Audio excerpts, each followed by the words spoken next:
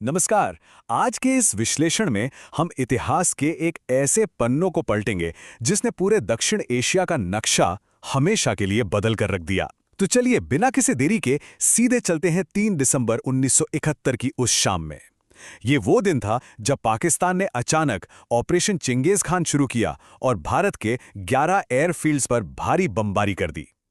यहीं से शुरुआत हुई एक ऐसी चेन ऑफ इवेंट्स की जिसका अंजाम किसी ने नहीं सोचा था। लेकिन यहाँ एक बहुत ही दिलचस्प सवाल उठता है, आखिर 1971 के इस युद्ध ने एक नए देश को जन्म कैसे दे दिया? सोचिए, एक अचानक हुए हवाई हमले से शुरू हुई बात देखते ही देखते एक पूरे नए देश के निर्माण तक कैसे पहुंच गई। आइए इस पूरी मिस्ट्री को स्टेप बाय स्टेप समझते हैं। Section 1, the spark of war.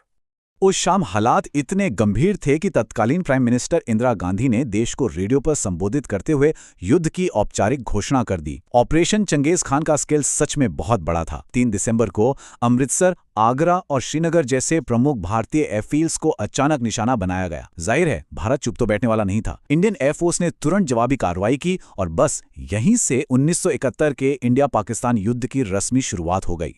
Section 2, a nation geographically divided. अब इस युद्ध की असल वजह समझने के लिए हमें थोड़ा पीछे 1947 के बंटवारे पर जाना होगा। यहाँ एक आंकड़ा सबसे खास है, 1500। जब पाकिस्तान बना तो ये एक पूरा देश 2 अलग-अलग हिस्सों में बटा हुआ था, वेस्ट पाकिस्तान और ईस्ट पाकिस्तान। और इन दोनों के ठीक बीच में था 1500 किलोमीटर लंबा भारतीय क्षेत्र। एक ही देश के 2 हिस्से और बीच में एक दूसरा विशाल देश।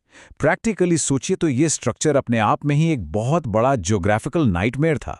Section 3, the roots of rebellion. दूरी सिर्फ जमीन की नहीं थी, असमानता बहुत गहरी थी। आर्थिक असंतुलन की स्थिति तो ऐसी थी कि देश की कुल आमदनी का 62% हिस्सा ईस्ट पाकिस्तान पैदा कर रहा था। लेकिन जब उसी पैसे को नेशनल बजट में खर्च करने की बारी आती थी तो 75% हिस्सा वेस्ट पाकिस्तान ले जाता था। इसका सीधा सा मतलब ये था कि ईस्ट पाकिस्तान की मेहनत और दौलत से वेस्ट पाकिस्तान अपनी मिलिट्री और इंफ्रास्ट्रक्चर को चमका रहा था। और बात सिर्फ पैसे की नहीं थी, भाषा का मुद्दा इस नाराजगी की आग में घी डालने का काम कर रहा था। पाकिस्तान की आबादी का 56% हिस्सा बांग्ला बोलता था, जो मुख्य रूप से ईस्ट पाकिस्तान में रहते थे।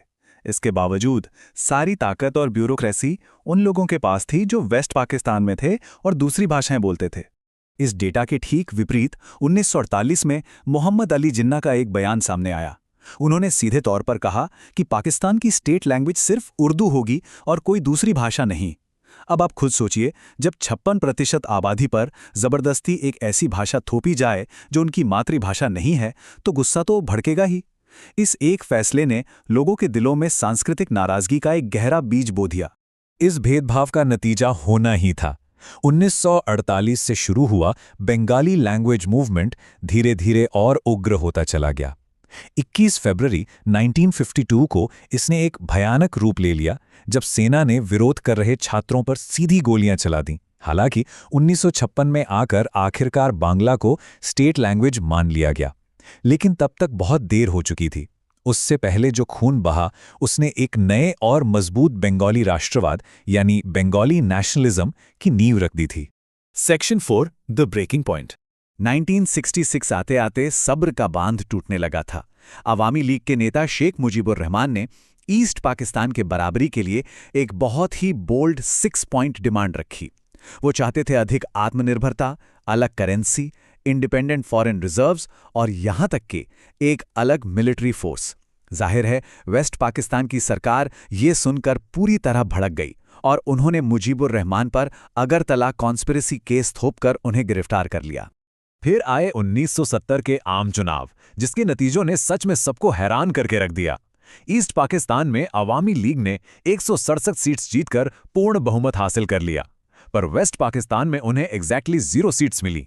वहीं दूसरी तरफ वेस्ट पाकिस्तान की पाकिस्तान पीपल्स पार्टी ने 86 सीट्स जीती, पर ईस्ट में उनका भी खाता नहीं खुला। ये डेटा अपने आप में सब कुछ कह देता है। देश राजनीतिक रूप से 2 हिस्सों में टूट चुका था। बहुमत ईस्ट पाकिस्तान के पास था, लेकिन वेस्ट पाकिस्तान की एस्टैब्लिशमेंट किसी भी कीमत पर उन्हें सत्ता नहीं सौंपना चाहती थी। अब यहां से कहानी की रफ्तार अचानक बढ़ जाती है।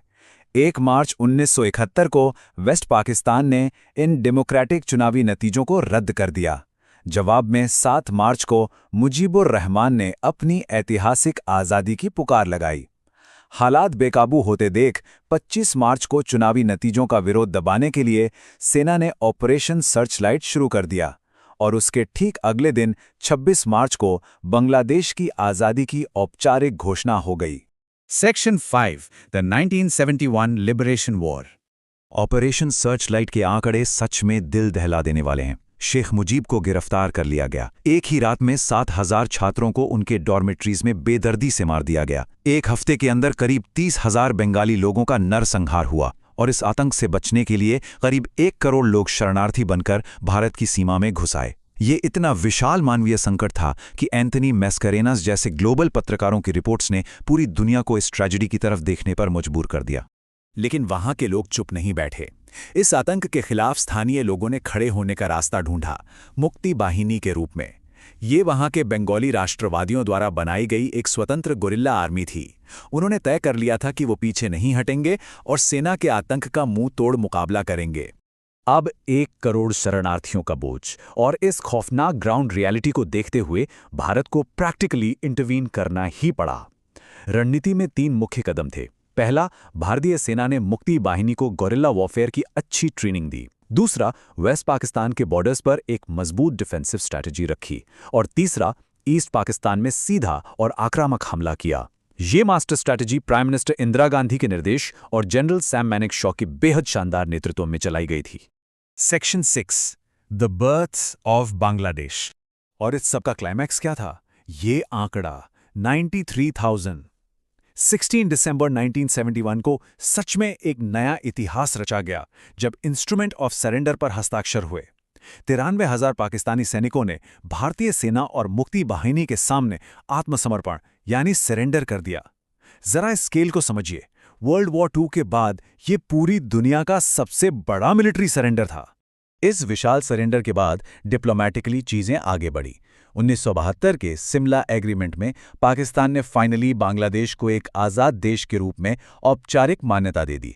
इसके बदले में भारत ने उन 93,000 युद्धबंदियों को रिहा कर दिया और वेस्ट पाकिस्तान की जो 13,000 स्क्वायर किलोमीटर जमीन कब्जे में थी वो उन्हें लौटा दी।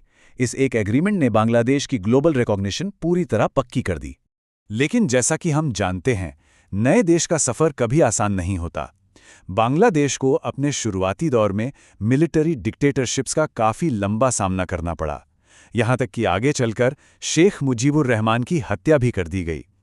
इतिहास का अंत शायद ही कभी सीधा और आसान होता है, पर एक बात तो तय थी, उन्होंने अपने सांस्कृतिक और राजनीतिक वजूद की जो लड़ाई शुरू की थी, उसमें वो पूरी तरह विजयी हुए थे। तो इस पूरे सफ़र के अंत में हमारे पास ये एक विचार उत्तेजक सवाल छूट जाता है। क्या बांग्लादेश की ये कहानी ये साबित नहीं करती कि भाषा, संस्कृति और समानता को सोचे बिना जो सरहदें खींची जाती हैं, वो आखिरकार टूटने के लिए ही बनी होती हैं? ये एक ऐसी सीख है जो दुनिया के किसी भी हिस्से और किसी भी देश पर लागू हो सकती है। उम्मीद है कि आज का ये विश्लेषण इस ऐतिहासिक घटना के कारणों और उसके असर को समझने में मददगार रहा होगा। ऐसे ही किसी रोचक विषय के साथ फिर मुलाकात होगी। धन्यवाद।